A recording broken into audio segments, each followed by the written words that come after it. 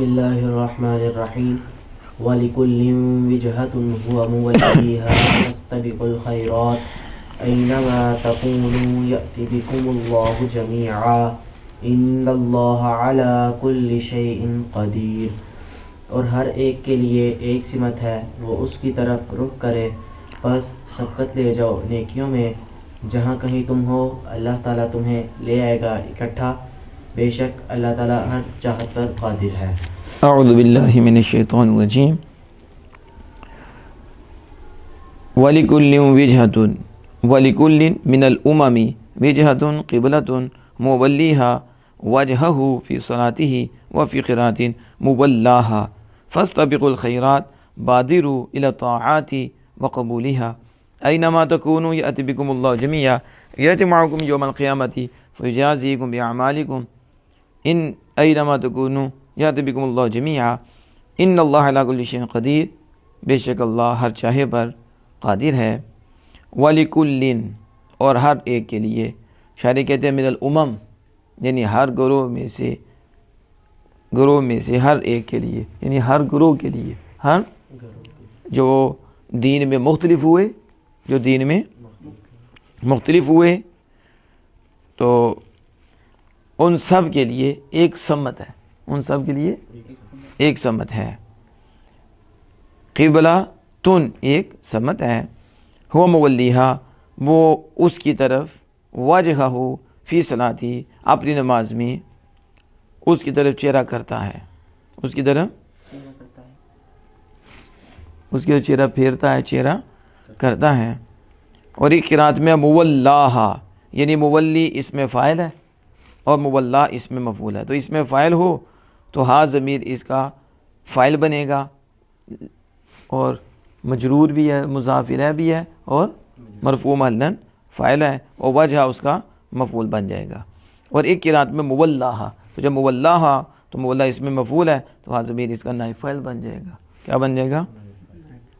فاستبقوا الخیرات، پس تم بلائیوں میں آگے نکلو، سبقت لے جاؤ بلائیوں میں، بادروا الی الطاعات وقبولها یعنی بادروا جلدی کرو اللہ کی طاعتوں کی طرف، فرما برداریوں کی طرف، اور اس کے قبول کرنے کی طرف، نیکیوں کو اور طاعات کو قبول کرنے کی طرف جلدی کرو۔ اینما تکونوا یأتی بکم اللہ جمیعا، جہاں کہیں تم ہو اللہ تم سب کو جمع کر لے گا، تم سب کو لے آئے گا اکٹھے، تم سب کو یعنی وہ تم سب کو یجمعکم یوم القیامہ، وہ تم سب کو قیامت کے دن اکٹھا کرے گا،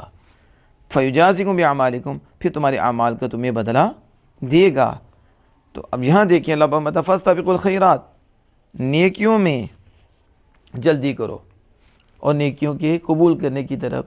اور اطاعات کی قبول کرنے کی طرف جلدی کرو، وساریعوا الی مغفرۃ من ربکم اور اپنے رب کی مغفرت کی طرف جلدی کرو، وجنت اور اس جنت کی طرف جلدی کرو جس کی چوڑائی زمین و آسمان ہے، وساریعوا الی مغفرۃ من ربکم وجنت عرضها السماوات والارض اعدت للمتقین۔ تو اب نیکیوں میں جلدی کرو۔ بدقسمتی سے آج ہم دنیوی اعتبار سے ایک دوسرے سے آگے نکلنے کی کوشش کرتے ہیں، ہم کہتے ہیں کہ اس کے بعد سائیکل ہے تمہارے پاس موٹر سائیکل ہونی چاہیے، اس کے بعد موٹر سائیکل ہے تو میرے پاس کار ہونی چاہیے، اس کے پاس کار ہے تو میرے پاس کرولا ہونی چاہیے، تو اس کے پاس وہ تو میرے پاس جہاز ہونا چاہیے، اس کے پاس ایک مکان ہے تو میرے پاس 2 ہونے چاہیے، اس کے بعد وہ 10 مرلے زمین ہے تو میرے پاس 20 مرلے ہونی چاہیے۔ یعنی دنیا میں اور خالق کائنات جل وعلا فرماتا ہے کہ ان کے بارے میں وَذَكَرَ اسْمَ رَبِّهِ وَصَلَّى بَلْ تُؤْثِرُونَ الْحَيَاةَ الدُّنْيَا، بلکہ تم دنیا کی زندگی کو ترجیح دیتے ہو، وَالْآخِرَةُ خَيْرٌ وَأَبْقَىٰ، آخرت بہتر ہے اور باقی رہنے والی ہے۔ وقل مند ہے کہ جو باقی نہیں رہنے والی اس کو ترجیح دے اور اس کے لیے زندگی صرف کر دے، کہ وہ عقل مند ہے کہ جو باقی رہنے والی کے لیے زندگی گزارے، کہ جو ختم نہیں ہوگی باقی رہے گی، تو وہ کیا ہے؟ وہ اللہ تعالی کی طاعات ہے، اللہ تعالی کی فرما برداری ہے، جو کر لے گا اس کے اوپر جو ثواب عطا ہوگا وہ باقی رہنے والا ہے، وہ ختم ہونے والا نہیں۔ یہاں بھی کرم، مرنے کے بعد وہ دولتیں نصیب ہو جائیں گی، پھر ابدی زندگی ملے گی اور سکون والی زندگی ملے گی اور نعمتوں والی زندگی ملے گی، دائمی دولتیں وہاں نصیب ہو جائیں گی۔ تو وہ ہے اللہ کی طاعت۔ اس لیے اللہ پاک مطلب نیکیوں میں جلدی کرو، اللہ کی مغفرت کی طرف جلدی کرو۔ مطلب کیا ہے کہ وہ کام کرو جس سے بخشش ہو جائے، وہ کام کرو جس سے مغفرت ہو جائے، وہ کام کرو جس سے رب راضی ہو جائے، جس سے رب کے مصطفیٰ راضی ہو جائیں۔ یعنی دنیا میں رہنا ہے تو اللہ عز و جل کی اطاعت اور فرما برداری کرتے رہنا ہے، اور اس کے ذریعے رب کو راضی کرتے رہنا ہے، اور دنیا اس طریقے سے کرنی ہے کہ مرنے سے پہلے رب راضی ہو جائے اور آخر سنور جائے۔ میں بادروا الی الطاعات و قبولھا، نیکیوں اور طاعت میں جلدی کرو۔ تو یہ ہے کہ تم جیسے بھی ہو اللہ تو اکٹھا کرے گا نا، ایک دن حشر کا میدان تو قائم ہوگا، پھر اللہ اکٹھا کرے گا نا، اللہ سے پوچھے گا، اور اللہ سے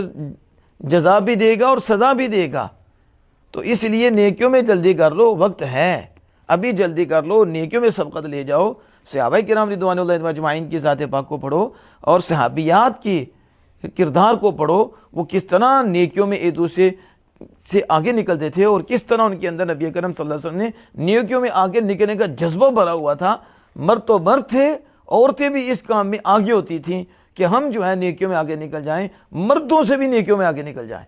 اور صحابہ ایک دوسرے سے نیکیوں میں آگے نکلنے کا جذبہ رکھتے تھے، جس کا مفہوم ایک یہ بھی آتا ہے کہ وہ تسبیحات جو نماز کے بعد پڑھی جاتی ہیں 33 مرتبہ 33 مرتبہ 34 مرتبہ، تو اس کی فضیلت، تو صحابہ جو غریب تھے وہ نبی کرم صلی اللہ علیہ وسلم کی بارگاہ میں حاضر ہوئے تو کہا کہ ہمارے جو مالدار بھائی ہیں، اس کا خلاصہ بتا رہا ہوں، وہ ہم سے نیکیوں میں آگے نکل گئے،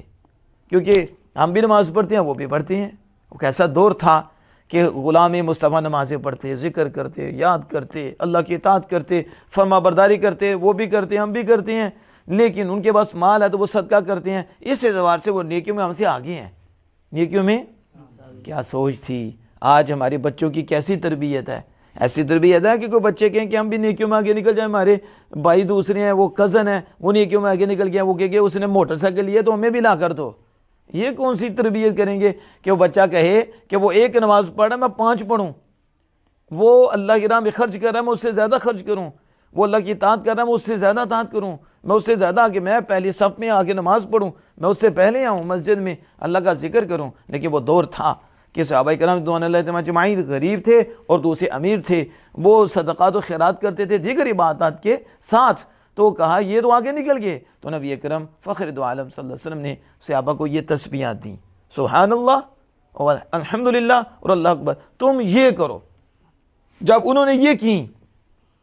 تو جو امیر صحابہ تھے، جو پہلے ہی نماز پڑھتے، سب کچھ کرتے، فرائض کی پابندی، صدقہ و خیرات کرتے، انہوں نے بھی تسبیحات پڑھنی شروع کر دی۔ اب وہ صحابہ حضور کی بارگاہ میں حاضر ہوئے، عرض کی اب تو انہوں نے بھی شروع کر دیا، تو حضور نے فرمایا یہ اس کا مفہوم یہ تھا، یہ فضل ہے اللہ کا۔ کیا ہے؟ یعنی ادھر مالدار ہیں لیکن دل کے مالدار ہیں، وہ عبادت میں اتنا ہے کہ جب حضور نے غریبوں کو کہا تم یہ تسبیحات پڑھو تو ان کے برابر ہو جاؤ گے، نیکیوں میں آگے نکلنا تھا تو جذبہ تھا، تو امیروں نے بھی یہ پڑھنا شروع کر دی صدقات و خیرات کے ساتھ، پھر وہ ان سے پھر آگے ہیں، ان سے۔ یہ ہے اصل نیکیوں کا جذبہ۔ کیا ہے؟ جو اللہ کو پسند ہے، اللہ کے محبوب کو پسند ہے، تو نیکیوں میں جلدی کرو، نیکیوں میں جہاں کہیں ہو اللہ تم سب کو اکٹھا کر لے گا۔ ان اللہ علی کل شیء قدیر، بے شک اللہ ہر شے پر قادر ہے۔ یہاں دیکھیں وَلِكُلٍّ مِّنَ الْأُمَمِ وِجْهَةٌ پہ حاشیہ 20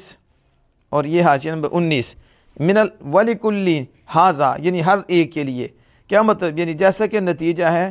یہ ماقبل کا نتیجے کی طرح ہے، ماقبل کے گویا ہے کہ فرمایا جب تم جدا جدا ہو گئے ہو، جب وہ جدا جدا ہو گئے تو ہر ایک کے لیے سمت بھی الگ ہو گئی، ہر ایک کے لیے جب وہ جدا جدا ہو گئے تو انہوں نے اپنا ایک رخ معین کر لیا، اپنا رخ، تو ہر ایک کے لیے ایک سمت ہے۔ یعنی من الامم ای المختلفۃ فی الدین، جو دین میں مختلف ہو گئے، جو دین میں مختلفات دین میں مختلف ہو گئے تو ان کے لیے سمت ہے۔ یہاں کہتے ہیں وجہا، قال ابو البقاء جاء علی الاصل، انہوں نے کہا یہ جو آیا ہے وجہا یہ اصل پر آیا ہے، کس پر؟ اور قیاس یہ چاہتا ہے کہ یہ جہاتن ہو، تو آپ نے پڑھا تھا عیداتن، تو اصل میں ویدن تھا، تو واو کو حذف کر کے اس کے بدلے آخر میں گولتا لے آئے تو عیداتن ہو گیا۔ اور ایفز اور موبز کٹھے نہیں آتے، ایفز یعنی جس کو بدلے میں لایا گیا ہے اور جس کے لائے گا، یہ اکٹھے تو نہیں ہوتے، ایک کو حذف کرنا پڑتا ہے، وگرنہ ایوز اور مووز دونوں کے اکٹھا ہونا لازم آ جاتا ہے، تو وہ ٹھیک نہیں قیاسن۔ تو کہتے ہیں یہاں تو واو وجہ میں جو ایوز اور تا جو مووز ہے یہ دونوں اکٹھے آ گئے، دونوں اکٹھے آ گئے ہیں، تو قیاس یہ چاہتا ہے کہ یہ جہاتن ہوں، وزدہ وہ مصدر بمانا توجہ الیہ، تو پھر اس کا معنی ہوگا اس کی طرف توجہ کرنا، اس کی طرف۔ اور بعد نے کہا کہ یہ اسم للمکانی، یہ اسم مکان کا ہے، کس کا؟ مکان کا اسم ہے، المتوجہ الیہ، جس کی طرف توجہ کی جاتی ہے، یہ اس جگہ کا نام ہے وجہہ جس کی طرف توجہ کی جاتی ہے۔ تو جب اس سے مکان مراد لے لیا جائے پھر فثبوت الواو لیس بشاذ، پھر واو کا ثابت ہونا یہ شاذ نہیں ہے، پھر یہ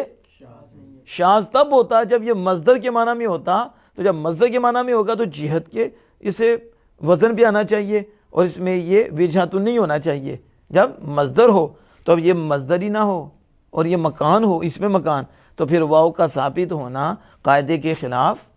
نہیں ہے، قاعدے کے، ٹھیک ہے۔ اور اس طرح اس کا قبلہ اشارہ کیا اس کے ساتھ کہ انا وجہتن اسم للمکان، یہاں جو شاعر نے کہا، یہاں جو آیا کہ ہر امت کے لیے وجہ ہے، وجہ سے مراد قبلہ ہے، وجہ سے مراد، تو قبلہ کہتے ہیں اس جگہ کو جس کی طرف توجہ کی جائے، جس کی طرف۔ تو جب یہاں مراد قبلہ ہے تو کہتے ہیں وجہ سے مراد کیا ہے؟ قبلہ، بولیں وجہ سے مراد کیا ہے؟ قبلہ۔ تو یہ تو مکان کا اسم ہے، قبلہ کس کا ہے؟ جگہ کا نام ہے جس کی طرف توجہ کی جاتی ہے۔ پھر فثبوت الواو قیاسی، پھر واو کا یہاں ہونا اور واو کا ثبوت قیاسی ہے، واو کا قانون کے مطابق ہے، کیا ہے؟ قیاسی ہے۔ وَإِمَّا، ہاں کہتے ہیں وَأَمَّا إِنْ أُرِيدَ بِهَا الْمَعْنَى الْمَصْدَرِي، اگر اس سے معنی مصدری مراد لیا جائے، اگر فثبوت الواو غیر قیاسی، پھر واو کا ثبوت قیاسی نہیں ہے، واو کا ثبوت قیاسی نہیں ہے، جیسے حدت اور ورقہ، جیسے اب یہاں دیکھیں کہ بے شک واو ثابت ہے تنبیہ کرتے ہوئے اصل پر، اصل پر تنبیہ کرتے ہوئے کہ اصل میں واو ثابت تھی، لیکن جب تعلیل ہوئی تو واو کیا ہو گئی؟ حذف ہو گئی۔ لیکن یہاں وجہتن میں کہتے ہیں وجہتن میں شاعر نے قبلہ مراد لیا، قبلہ اس جگہ کا نام ہے جس کی طرف توجہ کی جاتی ہے، تو یہاں تو مصدر کے معنی بھی نہیں، یہ تو مکان کا نام ہے، کس کا؟ یعنی جس کی طرف توجہ کی جاتی ہے، لہذا یہاں واو کا ہونا قیاسی ہے، واو کا غیر قیاسی نہیں ہے، غیر، اس کی سمجھ آ گئی؟ اینما تکونوا یأتی بکم اللہ جمیعا، جہاں کہیں تم ہو اللہ تم سب کو اکٹھا لے آئے گا۔ یہ حاشیہ نمبر 24، یہ دیکھیں کہ یأتی بکم اللہ جمیعا، یعنی یوم القیامہ، قیامت کے دن، فیفصل بین الحق والمبطل، تو پھر قیامت کے دن اللہ پاک حق اور باطل کے درمیان اور حق اور مبطل کے درمیان فیصلہ فرما دے گا۔ حق وہاں تو نکھیڑے ہو جائیں گے، وہاں یہ آج نیکیاں کر لو، آج اطاعت کر لو، آج حق والوں کا ساتھ دے لو، آج سچوں کا ساتھ دے لو، وگرنہ پھر رو گے، پھر وہاں حق اور باطل کو واضح کر دیا جائے گا اور اللہ پاک فیصلہ فرما دے گا، اللہ پاک فیصلہ فرمائے گا۔ یا معنی یہ ہے کہ تم میں سے اے امت مصطفیٰ ایک جہت ہے، اے امت مصطفیٰ تم میں سے ایک جہت ہے، تو وہ اس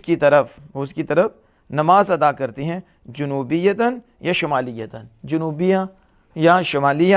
یا شرقیہ جہت یا غربیہ، وہ اس کی طرف چرا کر کے نماز ادا کرتے ہیں۔ فاستبقوا الفاضلات من الجہاد، تو پس تم جہاد میں سے جو زائد ہیں، زیادہ ہیں، پس تم سبقت لے جاؤ، تم آگے بڑھو، یعنی وہی الجماع جہاد المسامتی الکعبہ، وہ جہاد جن کا نام رکھا گیا ہے وہ ہے کعبہ، کیا؟ کعبہ۔ اگر یہ اختلاف کیا گیا، اگر اختلاف ہو جائے کہ اینما تکونوا، یعنی وہ جہاد مختلف ہو جائیں، جہاد مختلف ہو جائیں، تو اینما تکونوا، جہاں کہیں تم من الجہاد، جہاد میں سے جہاں کہیں تم ہو، تو جہاد مختلفہ میں سے کوئی جہت ہو، یأتی بکم اللہ جمیعا، تو اللہ تم سب کو اکٹھا کر لے گا، اللہ تم سب کو اکٹھا کر لے گا، ویجمعکم، اور وہ تمہیں جمع کرے گا، اور ویجعل صلواتکم، اور تمہاری نماز کو بنا دے گا ایسے ہی جیسے کہ وہ ایک ہی جہت کی طرف ہے، وہ ایک ہی یعنی یہ جہات مختلف ہو گئیں، اور تم جہاں کہیں بھی جہات مختلفہ میں ہو اللہ تم سب کو اکٹھا کرے گا اور وہ جمع کرے گا، اور تمہاری نماز کو کر دے گا ایسے ہی جیسے کہ ایک ہی جہت کی طرف ہے، گویا کہ تم نماز پڑھ رہے ہو مسجد حرام میں حاضر ہو کر، تم مسجد حرام میں حاضر ہو کر۔ واللہ تعالی علم بالصواب۔